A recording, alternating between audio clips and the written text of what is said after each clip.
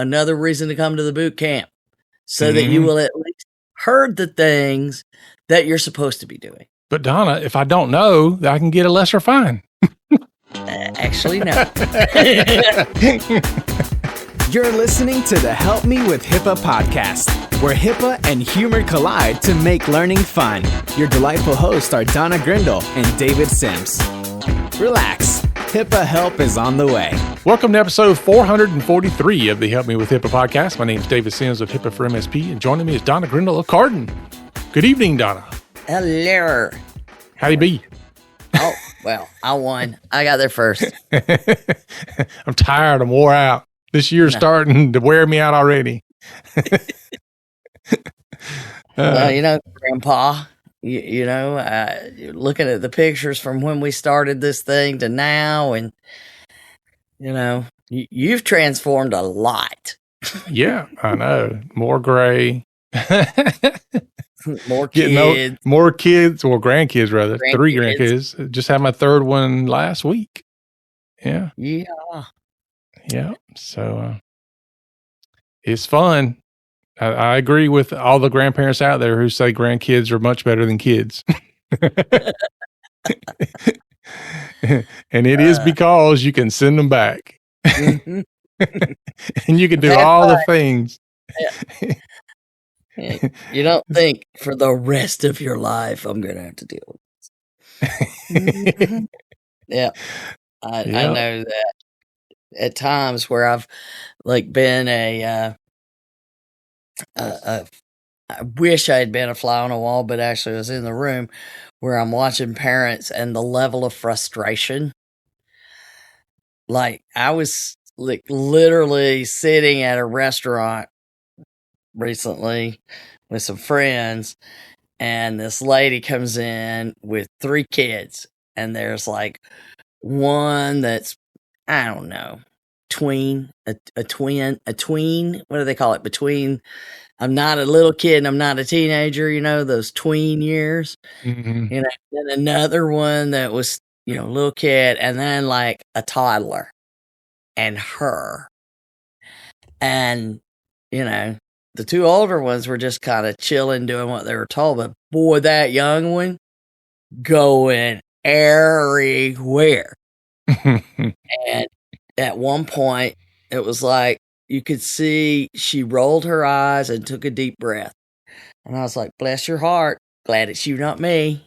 Yeah. That's when you realize there's a time frame in a kid's life that you don't take them out in public. I remember with my stepson, there was a time, for some reason, every time we went out to a restaurant, he wanted to crawl under the tables.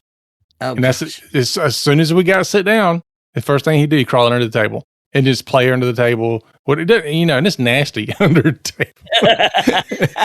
And the whole time I'm having to sit there and listen to his mom, get up under the table. And he'd get up and get right back under the table. I don't know. He was probably 5 years old. And after this happened about 4 or 5 times, I finally was like, I am not going out to eat anymore as long as he's with us until he outgrows this phase. Yeah. I am not doing it. Sitting there watching this train wreck every single time. So we didn't go out to eat for a while. It was probably, I don't know, might have been a year. with him, we didn't go out to eat. Now, we would go out to eat without him, but not with him until he, got to the point where he just wouldn't do that anymore. Well, bringing it back around, I think sometimes you do that with clients where you're like, okay, we're not going to bring this up anymore. We're not going to try this anymore until you get through where you're at. And then we'll deal with the next thing. We'll get you there. We'll get you there. Yeah. We got to get you to be in a more mature state. True that. See, we've brought it back around. I don't know how we do that. Yeah, everything's about privacy and security. Jeez. All right. Well, let's have some fun today. Let's do it. So today we're going to be talking about some cool stuff, small business cybersecurity in 2024. And if you're listening, that's probably you. I'm not sure, but if it ain't you, you know somebody. That's right. Because these stats tell us that, yeah. Yeah. Yeah, definitely. Also, don't forget, we have the HIPAA boot camp, PrivaSec boot camp, all rolled into one coming at you live April 9 through 12. In Hotlanta, baby. Nobody says that anymore. I was going to ask you, do they still call it that? No, that was like the 80s, maybe a little in the 90s. Yeah. Nah, it was the ATL. I don't know what they're calling it now. It's in the city of Atlanta. Yeah. And if you are from this area, you know that is restating the announcement when Atlanta got the Olympics. It was actually spelled Atlanta. And it was a fun thing for a while for some of us. But I mean, I grew up in the North where they'd say Lanner. Like, and then Atlanta, I have to focus to get both T's in there. No, I don't think I ever do the last T. No, I don't. So go check it out. It's 3.5 days. It is intense. We are not going to be playing. You will not be playing golf and going sightseeing instead of going to class. I mean, if you choose to, you're not getting any proof from us that you were there, because we'll all know the seating is very limited on purpose. We don't have so many that we can't have individual discussions.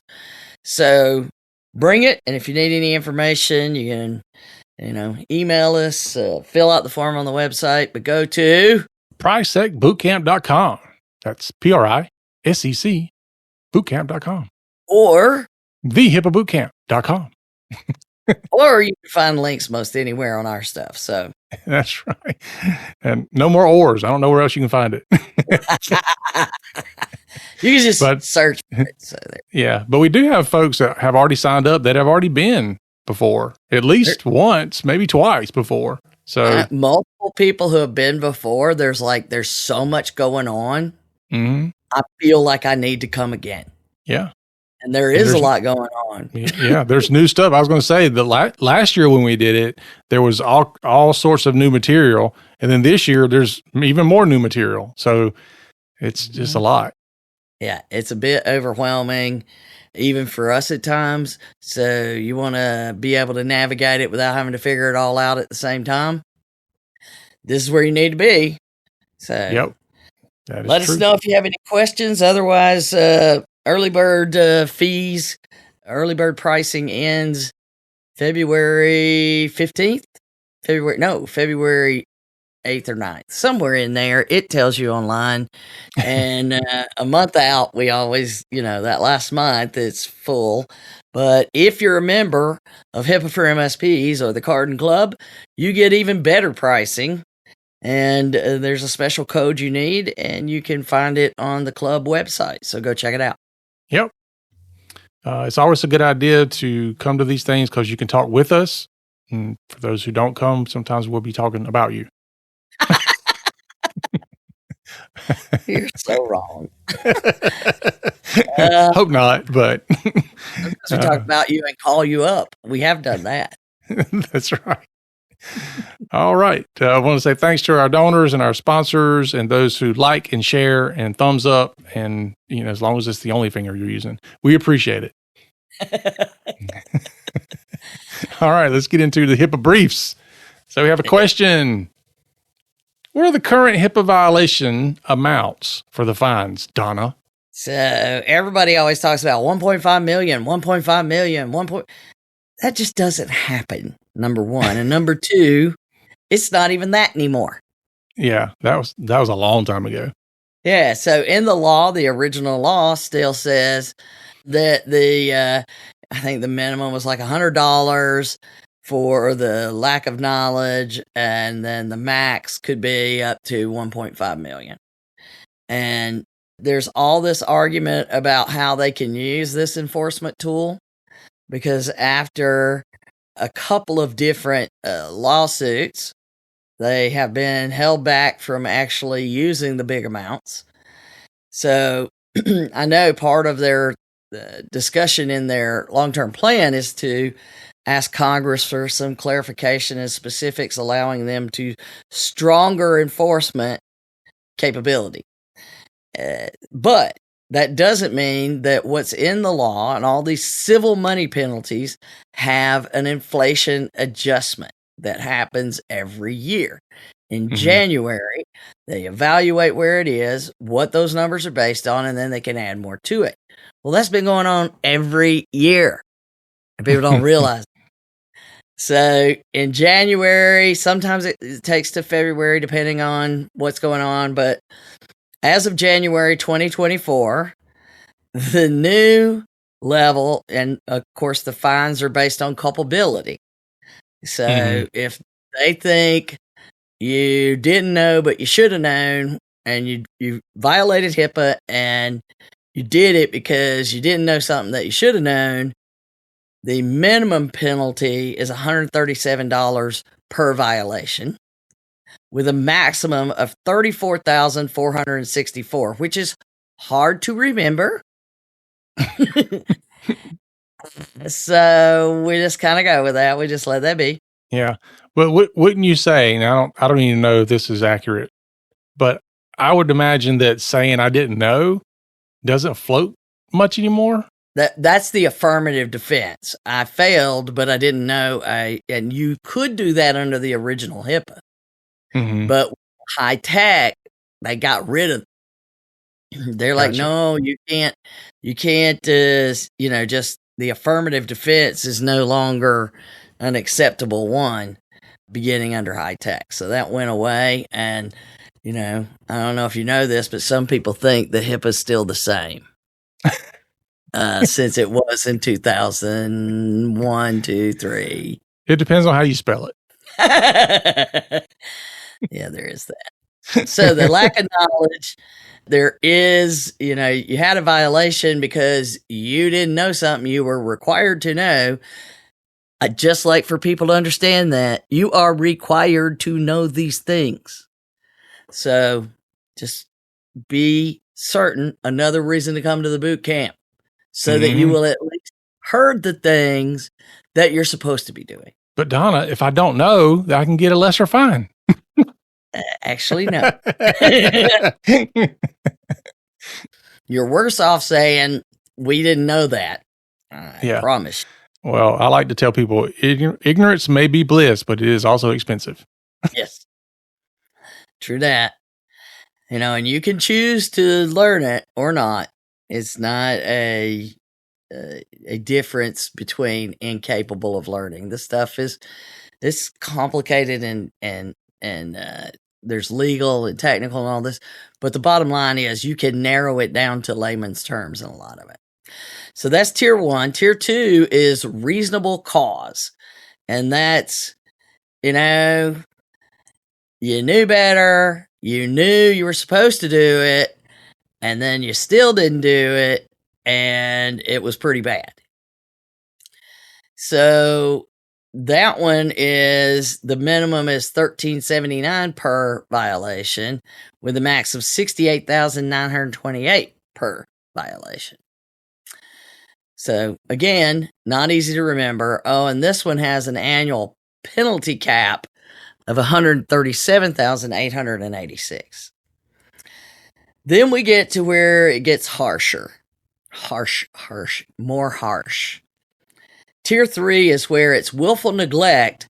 So you knew you were supposed to do it. You didn't do it. You knew you were violating your obligation to comply.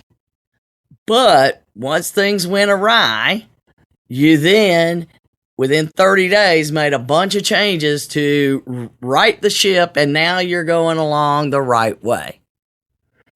So you did it, but you're trying to fix it, and you're never going to do that again. Wink, wink.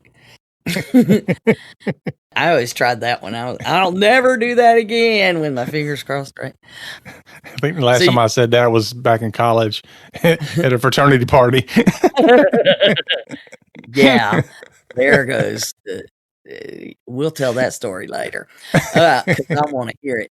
But willful neglect is corrected is you took serious action within 30 days of this violation occurring. So not like you kind of put it off or anything. That a violation, they can technically have civil money penalties beginning at $13,785 to a maximum of $68,928 per violation, with an annual cap of $344,638. So the most that they would be allowed to cap you for the year is $344,638. Still not a dollar amount I want to do. Then you get to the serious category. This is willful neglect not corrected within 30 days. They have the option that the minute they realize that this is where you're going to land, because in some cases they can just say, look, they're clearly not doing it, have no intent of doing it, and whatever. They can skip right to willful neglect. They don't even have to finish. They don't have to negotiate. They don't have to do anything. So it allows them to jump right to, all right, here's what you're going to pay us, because we already know. And that's willful neglect not corrected within 30 days. Of course, they get a little bit more serious there because the minimum penalty is $50,000 if you're found to be in willful neglect. No matter how small the violation, it must be at least $50,000 according to the law. It must meet the minimum of Tier 4. But today, that $50,000 with its annual adjustment is up to $68,928 per violation, with that annual cap that used to be $1.5 million that everybody spouts off would now be $2 million, a little over $2 million. Yep. Which this is the first year that it's reached over 2 million, because last year was 1.9 something. Yes. So it's the latest adjustments. And also, they reiterate that the state's attorney general, they can do it with maximum $25,000 per category per year. So again, theirs are different but the same. And if you want to go check our work because you don't believe us, you can go read the Federal Register and we'll have a link to it. So there you go. That's how much it could be if they go to the civil money penalty phase. They rarely do that because they negotiate settlements, which is what we usually cover when they announce these things. Although there are a few, there are not a lot. Well, first of all, there's not a ton of, I think we're maybe at 100 different cases settled over how many years since HIPAA's been around? Yeah. And this is not even discussing the jail time that can be served. Oh yeah, on now certain that's things. That's if it gets sent as an individual that is going to Department of Justice. Mm-hmm. That's a whole different thing. So you can have both, but yeah, 10 years in prison, $250,000 fine. Go ahead. Yep. So there you go. Now the reason I like to remember this number, don't really care about all the bottom numbers. I like the top number because typically if you're running into sales and marketing fluff or people trying to sell you something, they'll often throw out you better do this or you could face fines of up to 1.5 million. If they're still saying that, to me, I'm starting to question, well, how much do you really know about HIPAA? Because you're still using a number that hasn't been the same in years. Mm-hmm. So, well, and I don't see if that was going to motivate people, we wouldn't be where we are today. No, it doesn't. It absolutely doesn't. I can assure you that did not move the needle one iota when it first came out. It didn't move it at all. Now, actual cyber attacks, actual, cases, and costs and downtime and patient deaths. Now we're getting attention. But it's something that everybody always told me, that threat of that fine is not going to do anything until it happens to me or somebody I know. Yep. And you're absolutely right, because the chances of it happening is very slim. I tell people all the time, you're probably more likely to get hit by lightning, than to have something like that happen, especially an audit. I love the people that are like, yeah, we make sure that our people never fail an audit. Oh, yeah. Don't even get me started on that. Yeah, we've been through that a few thousand times. All right, so let's dive into our topic for today. Small business cybersecurity 2024. Yes. So this is for all small business, not just healthcare small business. So pass this along, you can tell them skip until now. But NIST, the National Institute for Standards and Technology, along with CISA, the Cybersecurity Infrastructure Security Agency under the Department of Homeland Security. Yeah, good job. and I think NIST is under like the Department of Commerce or something. Anyway, these two groups are really trying to get there. How can we better help businesses secure themselves? And the level of attacks coming from, we know it's primarily financial gain is what they're looking for. It is not, for the most part, espionage or sabotage or any of that stuff. Although they threaten those things, they threaten the sabotage because that's how they want to make you pay. But there's somebody always saying, these people should get a job. Okay, this is their job. And these people, the law enforcement should do something. I think the FBI shut down more cyber cases last year than they have ever, but these are not easy. Not easy to do. It's not like if you think that they can't find somebody whose face is on a camera, but it's obstructed and they're having trouble finding that person.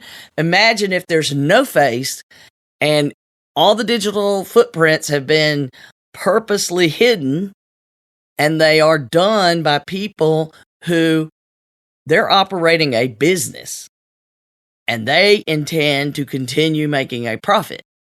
So they secure themselves so that they can go after the people who aren't secured. So, yes, there's a nation state element. Yes, there's all this other. But the bottom line is it is usually criminal enterprises financially motivated. Fair statement, David? I agree. I concur. So, we know that NIST and CISA, that we've got the cybersecurity performance goals, and now NIST just did a webinar on January 10th that specifically discussed what's in store for NIST Small Business Program in 2024. Giving you a link to that along with the slide deck. So, first of all, everybody's always, well, what is a small business? Because these people that have, 2,000 employees, we're just a small business. No, you're not. Even 1,000 employees. No, you're not. You're medium. But they make sure that they're following the Small Business Administration Office of Advocacy. Generally defines small business as an independent business having fewer than 500 employees. Yeah. I remember the first time I heard that a long time ago, and I was like, 500 employees, that's massive. Here I am, a guy with one employee. I'm a small business. Well, and that's where they include some stats that they reference that I thought was pretty interesting, though, that I don't think most people realize. And these come from the 2023 numbers by the SBA. Most businesses in the United States, 99.9% of American businesses are small businesses. Wow. And I'm like, wow. But the big businesses are so big that they overshadow everything else. Right. 38% of small businesses use specialized software in their business operations. So that's line of business applications. So accounting people use accounting software. Healthcare people are using, pharmacy, EHR, billing, whatever it is they need. But the same thing goes, for your small business, David. You use specific cybersecurity solutions that are part of how you operate, and you use internal applications that are specific to your business. Yeah, I would have thought this percentage would have been a lot higher. Yeah, I would too. But then you think about the number ones who are, they're probably not even considering some of the apps they use as specialized. You think about Trello. How many different things can you use a free Trello for? You can plan events, you can work on consulting, you can do all kinds of things. Mm-hmm. So, or a low-end version, but it's not specialized to anything. So it's something like that. They're using email, right? Isn't that a specialized software? Moving on. So of 33.2 million small businesses that they looked at or, did crunch numbers on, because, this is just number calculation things. 27.1 million of those.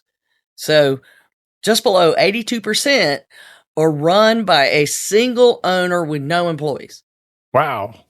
So again, you can see a lot of them not needing, if they're able to operate individually, they don't need a lot of applications. They're using their clients' applications, not their own, or something like that. And then in 2020, and these numbers have changed dramatically based on the number of applications for small business license and all that stuff has gone since COVID hit. I mean, it's huge numbers. As of then, small firms average 11.7 employees. That 0.7 of an employee, probably the key element there. That means they're hiring their kids. Yeah.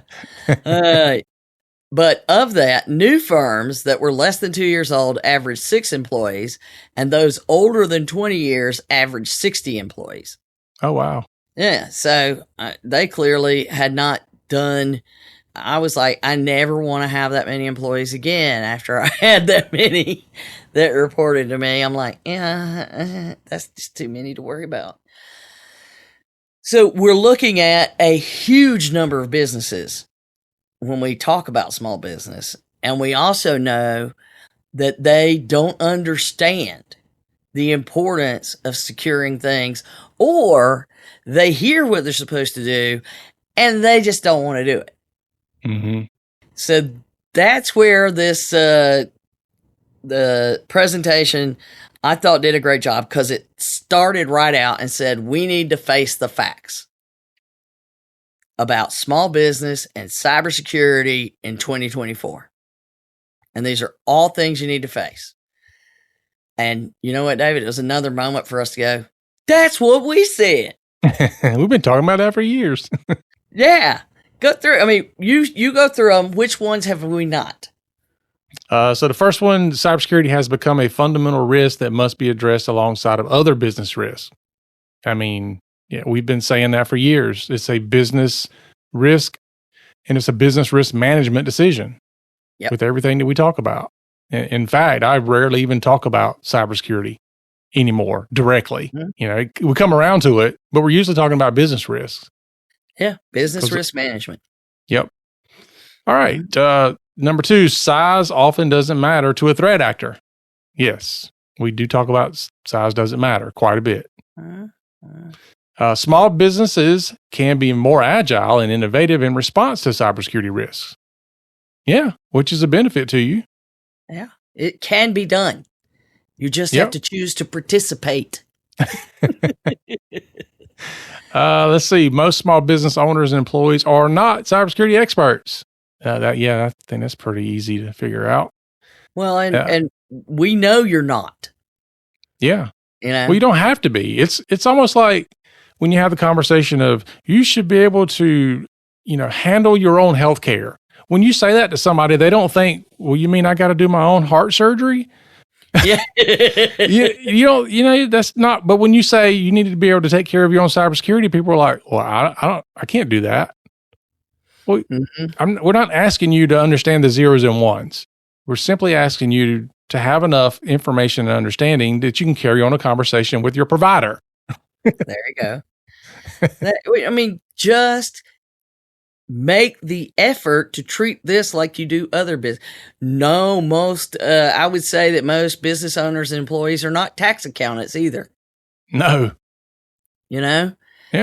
But they know how to do that. In fact, they probably don't know, how to file all kinds of paperwork. They get somebody to help them. Mm-hmm. But they don't not do it. Well, some not do it, I'm not getting a health inspection for my restaurant. Go ahead. So, go ahead then. Then the last one here, there are actionable steps that small organizations can take to begin managing cybersecurity risk. That is absolute fact. So these are all things that we've talked about for years. Mm-hmm. There's nothing here that is new to those who have been trying to deal with this all along. It's time for everybody else to pay attention because those facts are not changing. Mm-hmm. In fact, they may be growing. As far as getting more obvious between I'm worried about it and I'm not. You're going to see dramatic differences that it's going to reach a point that when you're hit, you're just knocked out of business. Because if you've done nothing and you've ignored it, it's probably already bad and you don't know it. Yeah. Yeah. And we probably, from a standpoint of insurance, it probably is time to get our friend back on here because there's been a lot of grumblings happening in the insurance world recently about cyber liability insurance. And of course, if you try to get any lately, you'll notice that there's a lot that you are supposed to be doing before they'll even underwrite it, which means there is a lot you should be doing if you think they're going to pay out on a claim.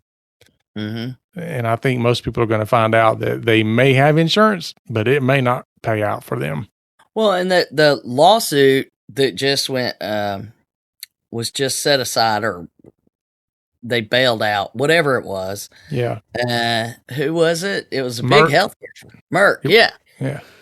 They were not going to cover Merck. Their insurance company wasn't going to cover them for everything. For whatever reason, I didn't get into the rabbit hole of all of that. It was because they determined that it was a nation-state attack, and it wouldn't cover a nation-state attack. That's right. Yeah, I forgot. Because then it's like, well, what can you do?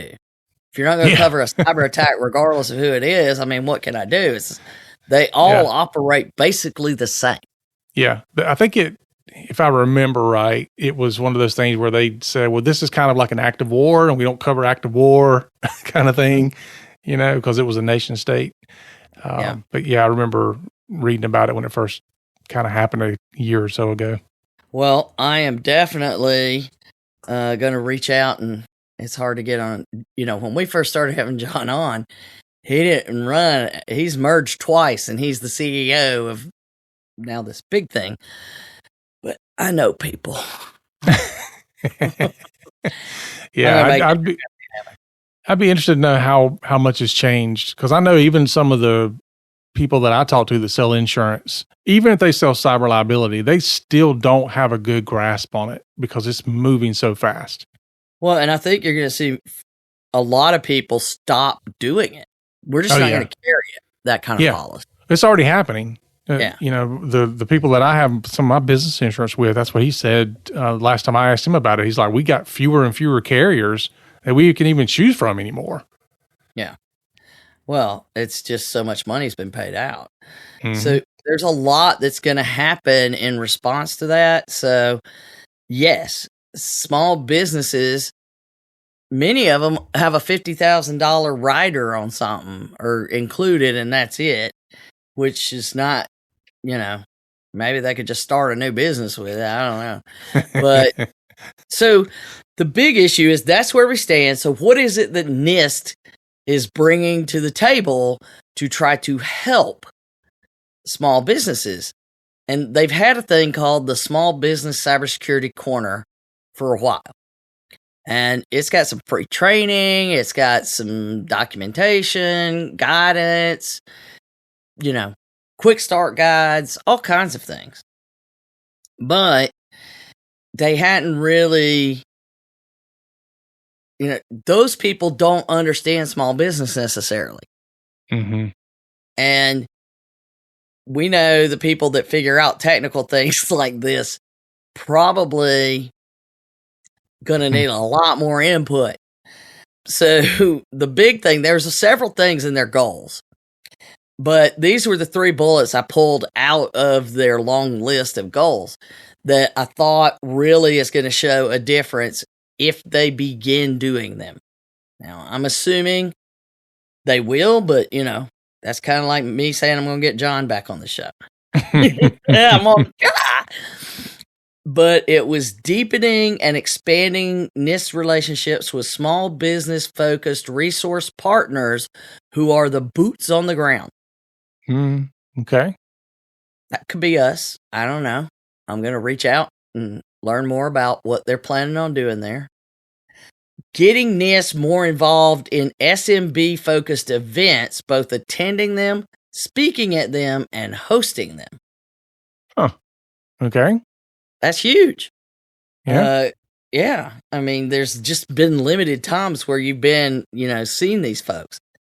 Creating more opportunities to listen to the SMB community to better understand their needs and challenges. So I'm like, this is exactly the kind of stuff they need so they can begin to understand where this world is. So yes, small businesses are not doing what they should, but there's a lot of reasons. One is education. Mm-hmm. Huge.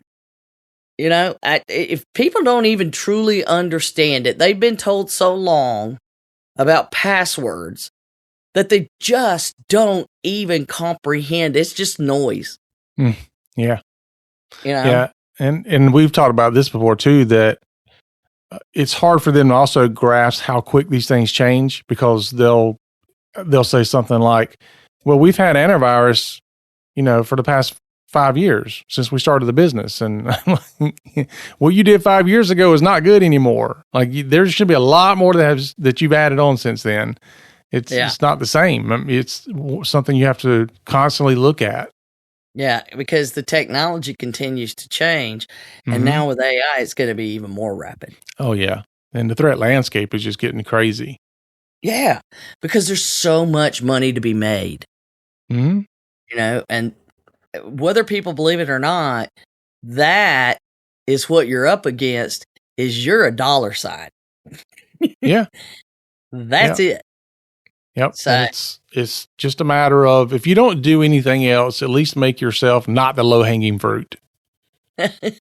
Just, don't be the unlocked door for the criminals walking through the neighborhood, shaking the doors and pushing up the windows. Just don't be unlocked.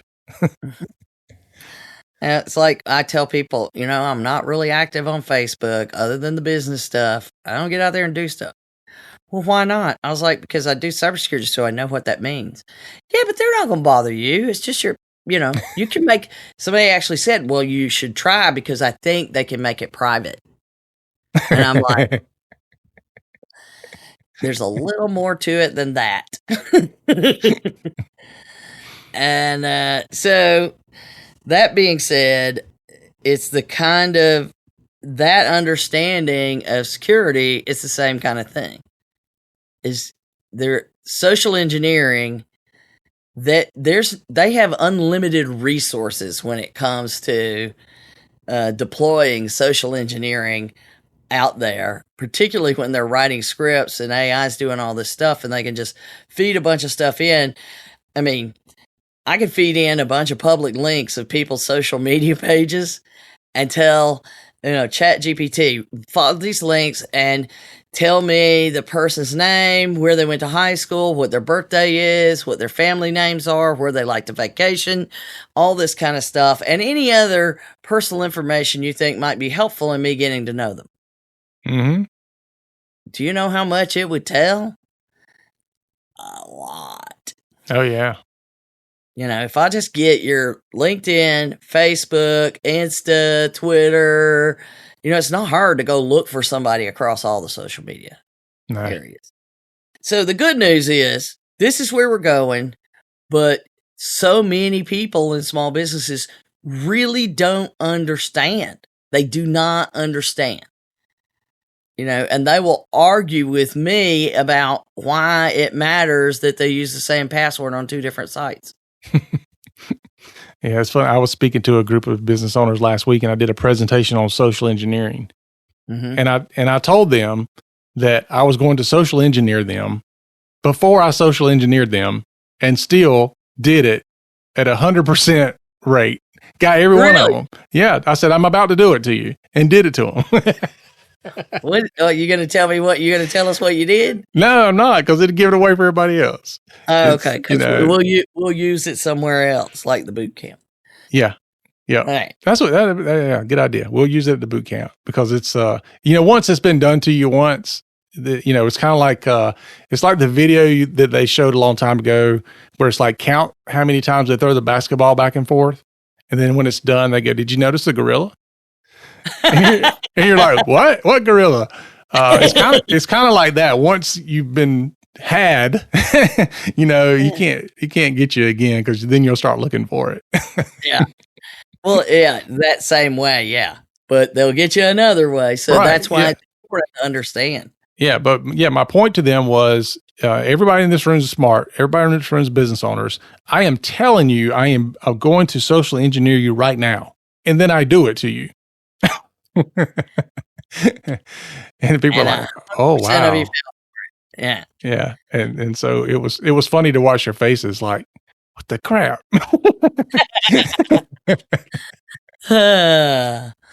Well, that's why we need the education. We need access to the resources, because first we got to get them to understand. Second, we got to get the resources to them. And money's tight. Doesn't matter who you are or where you're at. Well, okay, maybe Musk. I don't know. Some of those people.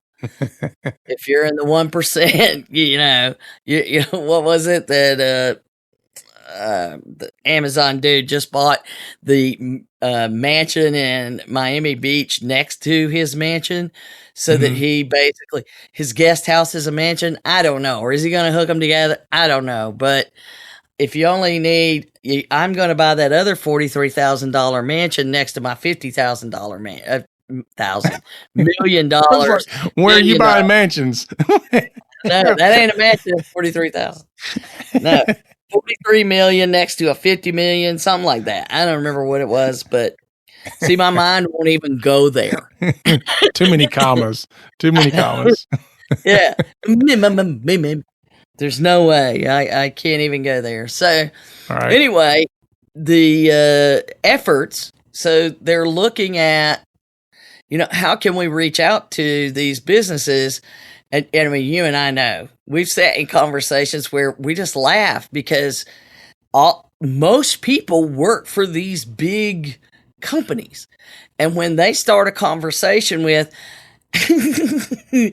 in this room, how many people have less than $1 billion in annual revenue? And I'm like,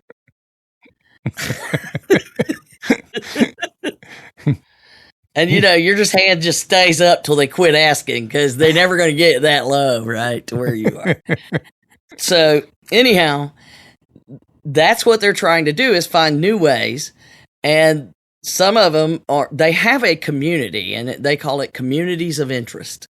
Mm-hmm. And it's a forum, and they've had this community of interest for small business, cybersecurity, and then they're adding 2 groups to split out owners and then vendors or resource partners. Well, we're both, because we can help, but we got to do our own stuff too. and there's stuff I'm dealing with constantly. I mean, I've been dealing with stuff recently just on how to manage some things that are happening, changes in the cybersecurity that we're dealing with. So you can do that, and they make a point of saying that their communities of interest, this is their quote, they're designed for this. So convening companies, trade associations, and others who could share business insights, expertise, challenges, and perspectives to guide our work and assist NIST to better meet the cybersecurity needs of small businesses.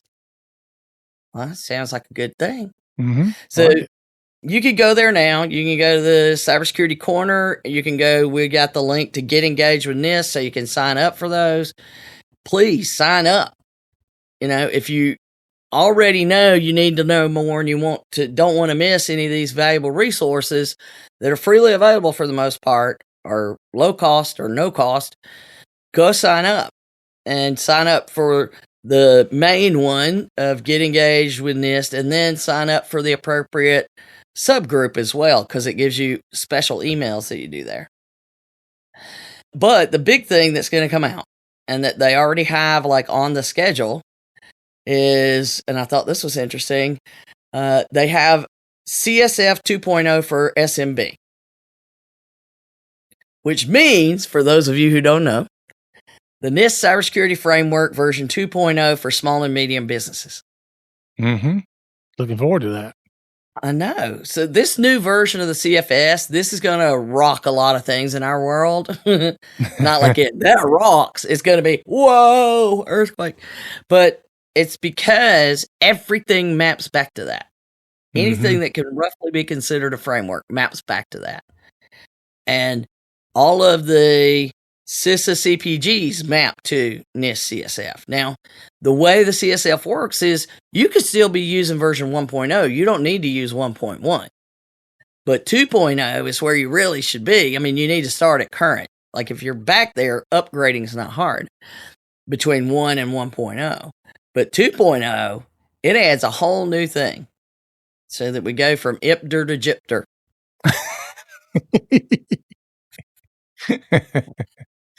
GIPDR. But the whole new governance surrounds what was all of the original functions.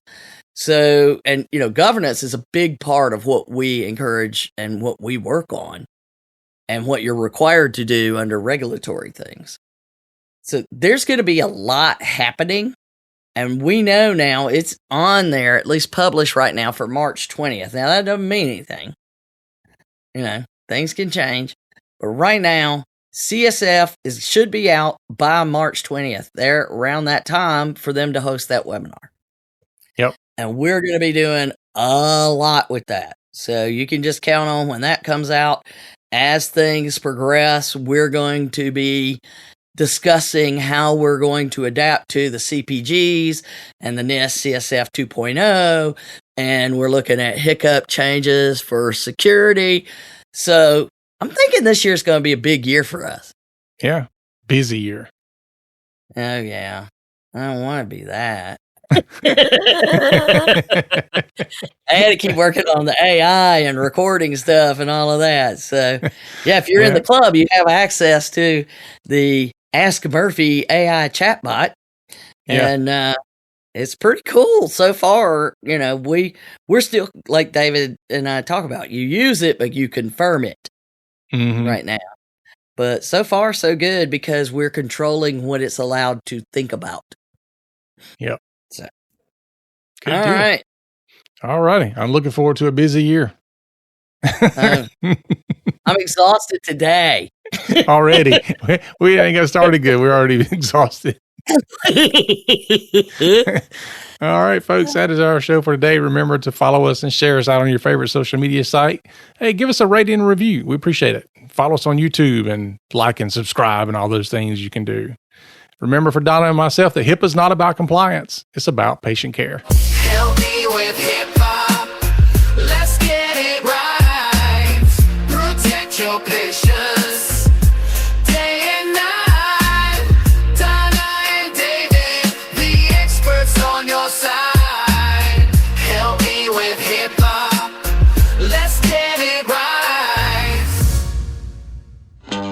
listening to the Help Me with HIPAA podcast, hosted by Donna Grindle and David Sims. The show created to help you with HIPAA. For more information or to ask us a question, visit our website at helpmewithhipaa.com. Neither Donna Grindle or David Sims are attorneys, and they do not offer binding legal advice concerning regulatory compliance. The information in this podcast should not be relied upon or construed as legal advice in any way. Consult your attorney for legal advice concerning compliance with HIPAA regulations.